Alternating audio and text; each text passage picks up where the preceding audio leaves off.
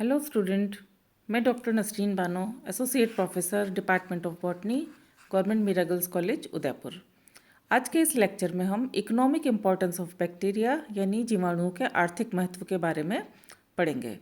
आर्थिक महत्व के अंदर हम यूज़फुल एस्पेक्ट और हार्मफुल एस्पेक्ट यानी जो लाभदायक गतिविधियां हैं और हानिकारक गतिविधियां हैं दोनों का अध्ययन करते हैं।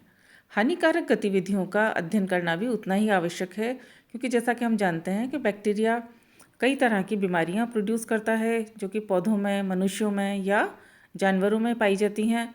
तो हमें उनका ज्ञान होना भी उतना ही ज़रूरी है। तो इसमें हम जो सबसे पहले देखेंगे लाभदायक गतिविधियां, जिसमें कि हम मेडिसिन, एग्रीकल्चर और इंडस्ट्री के अंदर स्पेशली देखेंगे। मेडिसिन जैसा कि हम जानते हैं कि ये कई तरह के एंटीबायोटिक बनाने के काम में आता है।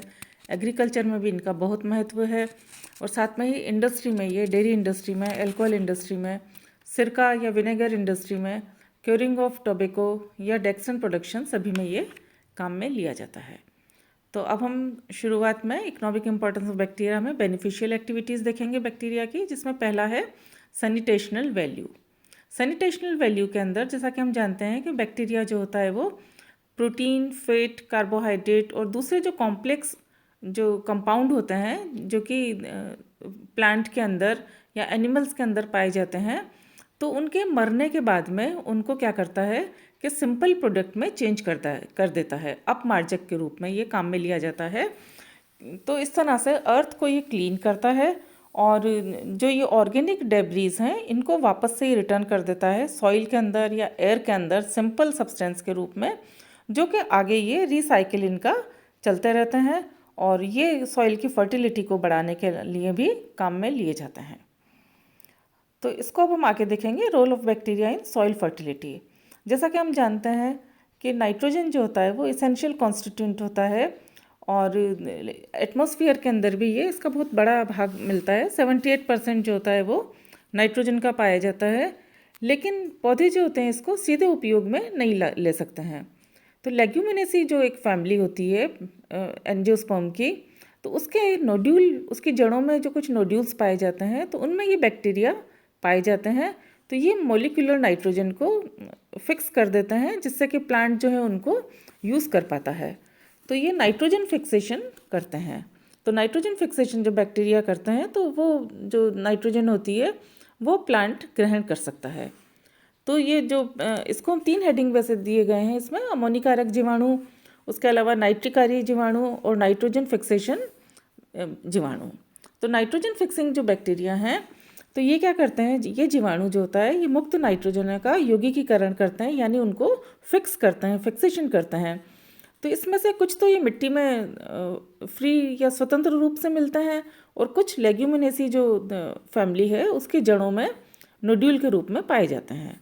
तो अजोटोबैक्टर और क्लोस्ट्रीडियम की कुछ स्पीशीज़ जो हैं ये स्वतंत्र रूप से मिलती हैं। ये जीवाणु क्या करते हैं, मिट्टी के कणों के बीच में जो फ्री नाइट्रोजन होता है उसे अवशोषित कर लेते हैं और उनकी कोशिकाओं में उपस्थित अन्य तत्वों के साथ मिलकर कार्बनिक नाइट्रोजन यौगिक बना लेते हैं। नाइट्रोजन यौगिक युक्त जीवाणु की मृत्यु होने पर जो डीकम्पोजिंग बैक्टीरिया होते हैं उनका डीकम्पोजिशन कर देते हैं और ये क्या करते हैं कि विमुक्त जो अमोनिया होता है वो जीवाणु पहले नाइट्राइट और फिर उसको नाइट्रेट में बदल देता है, जिसका कि उपयोग पौधों के द्वारा कर लिया जाता है। उसी तरह से लेग्यूमिनेसी कुल की ग्रंथियों में राइजोबियम लेग्यूमिनेसरम नामक जीवाणु पाया जाता है। तो इसमें भी वायुमंडल से मुक्त नाइट्रोजन अवशोषित करके इसे नाइट्रोजन यौगिकों में बदलने की क्षमता होती है। ये जीवाणु जो होता है रूट नोड्यूल में सिम्बायोंट के रूप में रहते हैं। ये पौधों से अपना जो भोजन है कार्बोहाइड्रेट को ग्रहण करते हैं और उसके बदले उन्हें नाइट्रोजन यौगिक जो होता है वो उपलब्ध कराते हैं। तो इस तरह से ये नाइट्रोजन को फिक्स करते हैं जिससे कि प्लांट एब्जॉर्ब करते हैं। नेक्स्ट है प्रोडक्शन ऑफ फर्मेंटेड फूड। जो बैक्टीरिया होते हैं ये फर्मेंटेड फूड प्रोडक्ट करने में भी इनका काफ़ी काम में लिया जाता है। जैसे कि कुछ बैक्टीरिया जो होते हैं तो ये केमिकल कॉन्स्टेंट को ट्रांसफॉर्म करते हैं, जैसे रॉ मटेरियल जो प्लांट और एनिमल का है फर्मेंटेशन के टाइम में इसको चेंज हो जाते हैं। कुछ जो ट्रांसफॉर्मेशन है तो उसके द्वारा, जैसे डोसा, इडली, तो ये भी फर्मेंट किया जाता है, ये भी कुछ बैक्टीरिया की हेल्प से ही किया जाता है। तो ये सब डेयरी उद्योग में था। जैसे डेयरी उद्योग में जैसा हम जानते हैं कि दही, पनीर, छाछ, मक्खन, लैक्टिक अम्ल जीवाणु, तो ये सभी जो होते हैं ये लैक्टोज शुगर को लैक्टिक अम्ल में बदल देते हैं, जिससे कि दूध भी खट्टा हो जाता है और उसमें कैसीन प्रोटीन जो होता है वो अलग हो जाता है। अल्कोहल में भी इनको काम में लिया जाता है, सिरका उद्योग में भी इनकी ज़रूरत होती है। उसी तरह से तंबाकू और चाय के जो क्योरिंग होती है उसमें भी ये बैक्टीरिया काम में लिए जाते हैं। उसके बाद में इकोनॉमिक इम्पोर्टेंस जो है इनका ख़ास तौर से है औषधियों के रूप में या मेडिसिन के रूप में। जैसा कि हम जानते हैं कि इनका उपयोग एंटीबायोटिक में सीरम या वैक्सीन के रूप में भी किया जाता है। एंटीबायोटिक क्या होते हैं कि ये सूक्ष्म जीवाणुओं से ऐसे मेटाबॉलिक प्रोडक्ट जो कि दूसरे सूक्ष्म जीवाणुओं के लिए हानिकारक होते हैं, तो उन्हें हम एंटीबायोटिक कहते हैं। एंटीबायोटिक जैसे सबसे पहले जो खोज की थी वो अलेक्जेंडर फ्लेमिंग ने 1928 में की थी, जिन्होंने कि पेनिसिलियम नोटेटम जो एक फंजाई थी उससे इन्होंने प्राप्त किया था एंटीबायोटिक। लेकिन उसके बाद में कई जो बैक्टीरिया होते हैं उनसे एंटीबायोटिक जैसे प्राप्त की गई, जिसका कि एग्जाम्पल जो बैक्टीरिया के अंदर है वह इस तरह से है, जैसे बेसिट्रासिन बेसिलस सब्टिलस से, पॉलीमेक्सिन बेसिलस पॉलीमिक्सा से, कोलिस्टीन बेसिलस कोलिस्टीनस से, थायरोक्सिन बेसिलस विब्रिस से। तो ये कुछ ग्राम पॉजिटिव जो जीवाणु होते हैं या कुछ ग्राम नेगेटिव जीवाणु भी ये हो सकते हैं, तो ये एंटीबायोटिक के रूप में काम में लिए जाते हैं। उसके अलावा जो इनकी हार्मफुल एक्टिविटीज़ हैं उनमें हम देखेंगे कि reduction in soil fertility by denitrifying bacteria. कुछ जो बैक्टीरिया होते हैं तो वो डीनाइट्रीफाइंग होते हैं, यानी कि ये जो ज़मीन होती है जो पौधे की है उसको उर्वरकता को कम करते हैं। किस तरह से कि डीनाइट्रीफाइंग बैक्टीरिया जैसे थायोबैसिलस डीनाइट्रिफिकेंस जो है या माइक्रोकोकस है, ये क्या करते हैं, नाइट्रेट को कन्वर्ट कर देते हैं फ्री नाइट्रोजन में, जो कि एटमॉस्फेयर में मिल जाता है। और उस जो फ्री एटमॉस्फेरिक नाइट्रोजन है उसको प्लांट जो है वो एब्जॉर्ब नहीं कर सकते हैं। इस प्रकार से ये क्या करते हैं कि उर्वरकता को, ज़मीन की उर्वरकता को कम भी कर देते हैं। कुछ बैक्टीरिया जो होते हैं वो फूड को ख़राब कर देते हैं, स्पॉइल कर देते हैं, तो वो खाने योग्य नहीं रहते हैं, जिसमें कि एग्जाम्पल हम देखेंगे।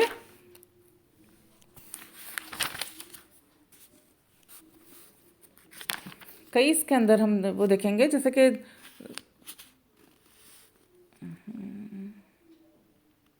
भोजन विषाक्तता या फूड पॉइजनिंग के अंदर कई जो माइक्रोकोकस पायोजिनस जो बैक्टीरिया होते हैं ये दूध उत्पादों को, जैसे कि क्रीम, पनीर, दूध, मीट आदि को में पॉइजन उत्पन्न कर देते हैं। कई जो सैनिक कैंप हैं उनमें साल्मोनेला नामक जीवाणु जो था वो फूड पॉइजनिंग का कारण माना जाता था। उसी तरह से अधिकांश कई बार मृत्यु जो है बोटुलिज्म से होती हैं, जो कि क्लोस्ट्रीडियम बोट्यूलिनम नामक बैक्टीरिया से एक्सोटॉक्सिन जो वो स्रावित करता है उसके कारण होती हैं। उसी प्रकार से ये कई बार जल प्रदूषण भी कर देते हैं, पानी को पीने योग्य नहीं रहता है, जिससे कि उसमें कुछ जो एग्जाम्पल हैं साल्मोनेला टाइफाई, शाइजिला, डाइसेंट्री, ये जो हैं वाटर पॉल्यूटिंग जीवाणु हैं, तो ये पानी के अंदर मिलते हैं।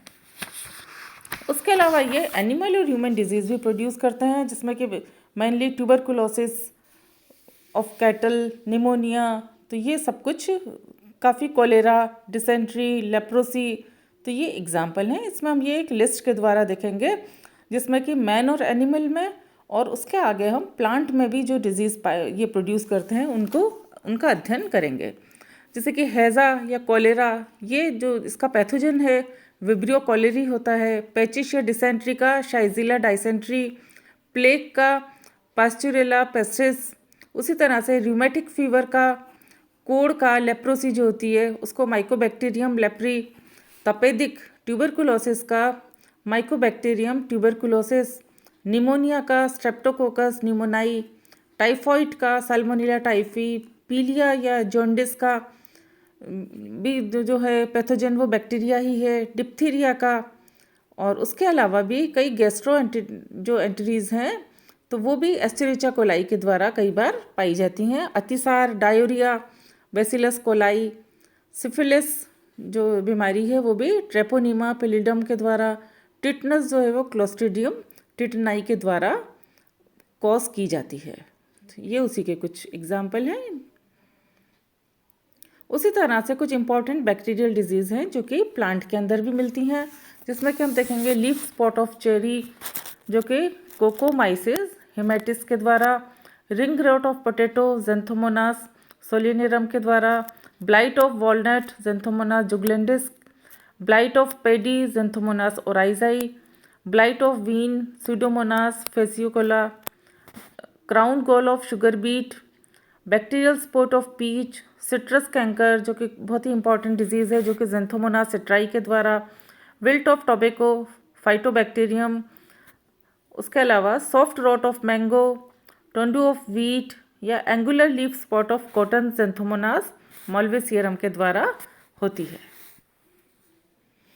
यहाँ पे कुछ डायग्राम दिए गए हैं सिट्रस कैंकर के, जिसमें कि हम देख रहे हैं कि पत्तों पर और फ्रूट पर, स्टेम पर, सब पर स्पॉट दिखाई दे रहे हैं।